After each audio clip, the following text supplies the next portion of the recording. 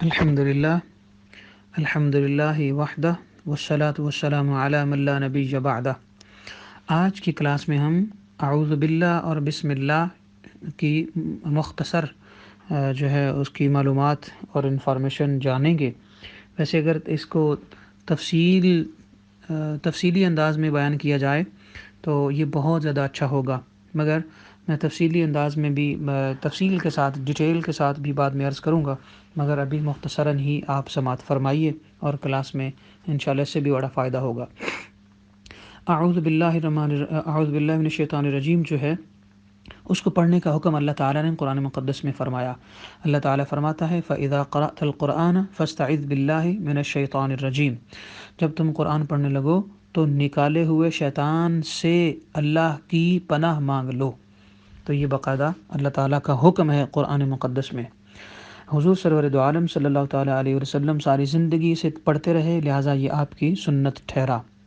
اسی طرح بڑی مصیبت اور پریشانی کے عالم میں بھی اس کو پڑھنا چاہیے، اور یہ نفس اور شہوت اور غصہ اور حرص، حسد، ہوس، طمع، یہ اندرونی دشمن ہیں جو ہر وقت ہمیں ناکام اور ذلیل کرنے کے لیے تیار رہتے ہیں۔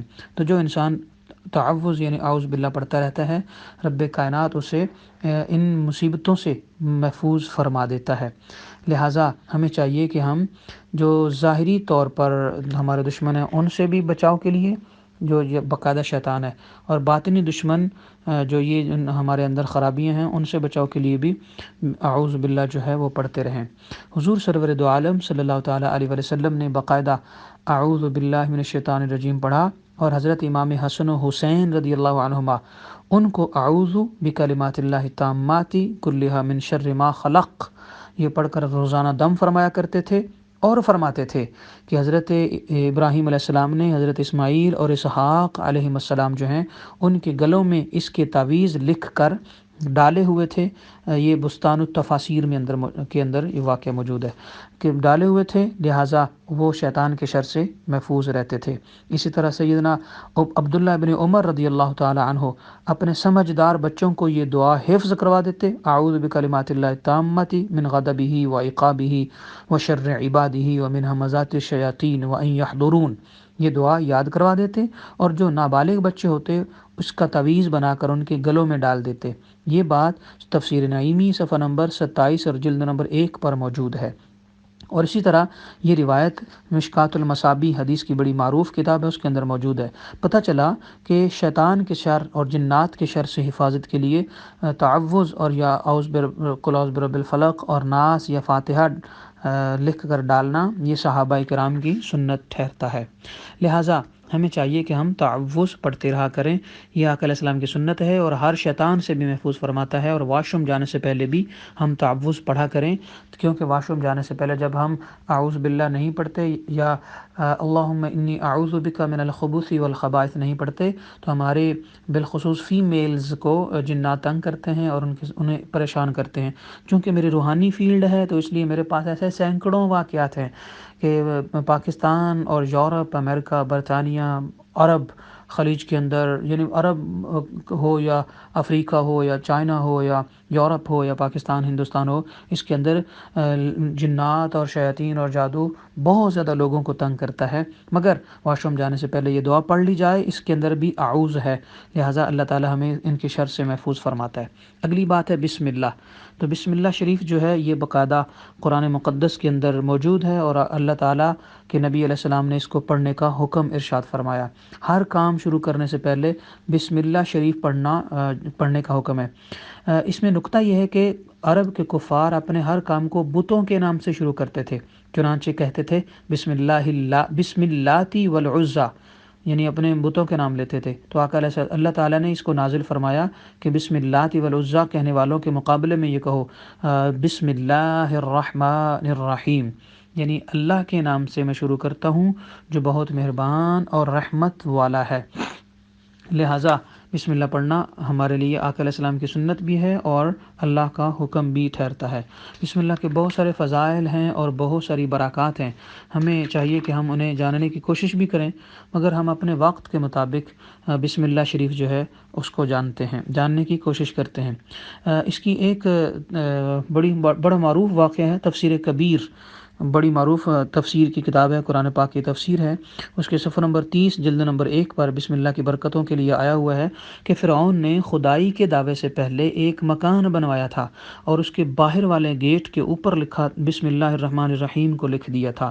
جب خدائی کا دعویٰ کیا تو موسیٰ علیہ السلام جب خدائی کا دعویٰ کیا تو موسیٰ علیہ السلام نے اسے ہدایت کی تلقین کی، مگر اس نے قبول نہ کی۔ موسیٰ علیہ السلام نے اس کے حق میں بد دعا کی، یا اللہ اسے تباہ کر دے، تو اللہ تعالیٰ نے وہی بھجوائی، اے موسیٰ یہ ہے تو ہلاکت اور تباہی کے قابل، پر اس کے گھر کے دروازے پر میرا نام رحمان و رحیم کر کے لکھا ہوا ہے، اس لیے میں اس کے گھر کو تباہ نہیں کر سکتا، اس کے گھر پر میں عذاب نہیں لاگو کر سکتا۔ مگر پتہ ایسا کیوں تھا؟ کیونکہ فرعون کے گھر حضرت آسیہ تھی تو انہوں نے وہ لکھوایا تھا، لہٰذا اس فرعون کے گھر میں بھی اگر آسیہ ہیں تو وہ اللہ کا نام لیتی ہیں تو اللہ تعالیٰ ان کو محفوظ فرماتا ہے اور ان کے صدقے فرعون کو بھی محفوظ فرماتا ہے۔ لہٰذا اللہ تعالیٰ نے فرعون کے گھر میں عذاب نازل نہیں کیا، بلکہ اسے گھر سے باہر نکال کر اسے دریا میں ڈبو کر اسے تباہ و برباد کیا۔ تو اگر ایک کافر کا گھر بسم اللہ کی برکت سے بچ سکتا ہے تو اندازہ کریں کہ مسلمان کس انداز سے کس طرح اپنے آپ کو بچا سکتا ہے۔ اسی طرح تفسیر کبیر کی اسی صفحہ پر یہ واقعہ موجود ہے، یہ نقطہ موجود ہے کہ بسم اللہ میں 19 حروف ہیں اور دوزخ پر عذاب کے فرشتے بھی 19 ہیں، لہٰذا جو بندہ بسم اللہ کو کثرت سے پڑھتا ہے تو اللہ تعالیٰ انشاءاللہ ایک ایک حرف کے بدلے جہنم کے فرشتوں کے عذاب سے بھی انسان کو محفوظ فرمائے گا۔ اس کی ایک خوبی اور ہے کہ دن رات میں 24 گھنٹے ہیں، جن میں سے 5 گھنٹے نمازوں کے لیے مختص کر لیں آپ، اور باقی 19 گھنٹے بنتے ہیں اور بچتے ہیں۔ تو بسم اللہ شریف کے حروف بھی 19 ہیں، تو جو بسم اللہ کا ورد کرتا رہے انشاءاللہ ہر گھنٹہ عبادت میں شمار ہوگا اور گناہ بھی معاف ہوں گے۔ لہٰذا ہمیں چاہیے کہ ہم اپنے آپ کو گناہوں سے بچائے رکھیں اور بسم اللہ شریف کا ورد رکھیں۔ بسم اللہ شریف کے حوالے سے چند مسائل ہیں۔ ایک مسئلہ یہ ہے کہ بسم اللہ شریف مستحب عمل کے لیے ہر صورت پڑھنی چاہیے اور ہر جائز کام کے لیے بسم اللہ کا پڑھنا مستحب ہے، ناجائز کام پر بسم اللہ پڑھنا حرام ہے۔ اگر کوئی شخص بسم اللہ کہہ کر شراب پیے، چوری کرے، غیبت کرے، جھوٹ بولے تو کفر کا اندیشہ ہے۔ اسی طرح حقہ اور سگریٹ پیتے وقت بھی بسم اللہ پڑھنا جائز نہیں۔ اسی طرح وداؤٹ کلاتھس ہو کر، یعنی ننگے ہو کر، یا واش روم میں جاتے ہوئے یا سنک میں ہاتھ دھوتے ہوئے واش روم کے بسم اللہ پڑھنا حرام ہے، یہ بالکل بھی نہیں پڑھنی چاہیے۔ ہاں، جب کسی کو قبر میں اتاریں تو بسم اللہ وعلی ملت رسول اللہ یہ ضرور پڑھ لیا جائے تو اللہ تعالیٰ اسے انسان کو آقا علیہ السلام کی ملت اور آقا علیہ السلام کی شفاعت میں دے دیتا ہے۔ ایک مسئلہ اور ہے کہ جانور کو ذبح کرتے وقت بسم اللہ اللہ اکبر پڑھنا واجب ہے۔ جو شخص جان بوجھ کر چھوڑ دے تو وہ جانور مردار ہوگا، اور اگر بھولے سے چھوٹ گئی بسم اللہ اور جانور ذبح کر دیا اور بعد میں سوچا کہ میں پڑھ لیتا تو اچھا تھا تو وہ جانور حلال شمار ہوگا۔ آخری واقعہ اور اجازت، وہ آخری واقعہ یہ ہے کہ روم کے بادشاہ ہرقل نے سیدنا عمر بن خطاب رضی اللہ تعالیٰ عنہ کی خدمت میں خط بھیجا کہ مجھے درد سر کی بہت شکایت ہے، لہٰذا آپ کچھ اس کا علاج کیجیے۔ تو حضرت امیر المومنین عمر بن خطاب رضی اللہ عنہ اس کے پاس ایک ٹوپی بھیجوا دی، ایک کیپ بھیجوائی۔ جب بادشاہ وہ کیپ پہنتا تو ٹھیک ہو جاتا اس کا ہیڈک، اور جب اتار دیتا تو دوبارہ پھر سر میں پین سٹارٹ ہو جاتا۔ تو اس نے کہا کہ یہ معاملہ کیا ہے، ماجرا کیا ہے؟ اس نے اس ٹوپی کو کھلوایا تو دیکھا اس کے اندر ایک پرچی لکھی ہوئی تھی جس کے اوپر بسم اللہ الرحمن الرحیم لکھا ہوا تھا۔ تو اس نے کہا اچھا اس میں یہ برکت ہے، یہ بسم اللہ کی برکت ہے کہ میں بادشاہ ہو کر میری سلطنت میں کوئی ایک حکیم بھی ایسا نہیں ہے جو میرا درد دور کر سکے، تو یہ بسم اللہ شریف نے یہ میرا درد دور کر دیا ہے۔ تو اس سے پتہ چلا امیر المومنین عمر بن خطاب کی سنت ہے کہ اللہ کے کلام کو، اللہ کے بسم اللہ چونکہ قرآن کی آیت ہے تو آیات قرآنیہ کو جسم کی بیماری سے شفا کے لیے سر پہ پہننا یا اس کو جسم کے ساتھ لگا کے رکھنا یہ ان کی سنت ہے، کیونکہ اگر یہ جائز نہ ہوتا تو پھر آپ ایسا کرتے ہی نہ۔ اور پھر اس سے یہ بھی پتہ چلا کہ قرآن ہمارے لیے اور بسم اللہ شریف ہمارے لیے مصیبتوں سے چھٹکارے کا سبب ہے، لہٰذا ہر کام میں بسم اللہ شریف پڑھیے۔ ہماری دادیاں، نانی اور بزرگ ہر کام میں بسم اللہ پڑھتے تھے، ہر وقت کھانے میں بسم اللہ، کچن میں بسم اللہ، کوئی آیا بسم اللہ، ہر وقت بسم اللہ پڑھتی تھی تو ان کے کھانے میں برکت ہوتی تھی، گھر میں بیماریاں نہیں ہوتی تھیں، بچے ڈاکٹروں کے پاس لے جا کر ہر وقت نہیں لے جانا پڑتے تھے، بلکہ بچے بیمار ہی کم ہوتے تھے۔ تو آج بھی ہماری ماؤں، بہنوں، بیٹیوں کو، بزرگوں کو، جوانوں کو بسم اللہ اپنانے کی ضرورت ہے، تاکہ ہماری زندگی کے ہر کام میں برکت آ جائے اور ہر طرح کی مصیبتوں سے ہمیں اللہ تعالیٰ چھٹکارا عطا فرمائے۔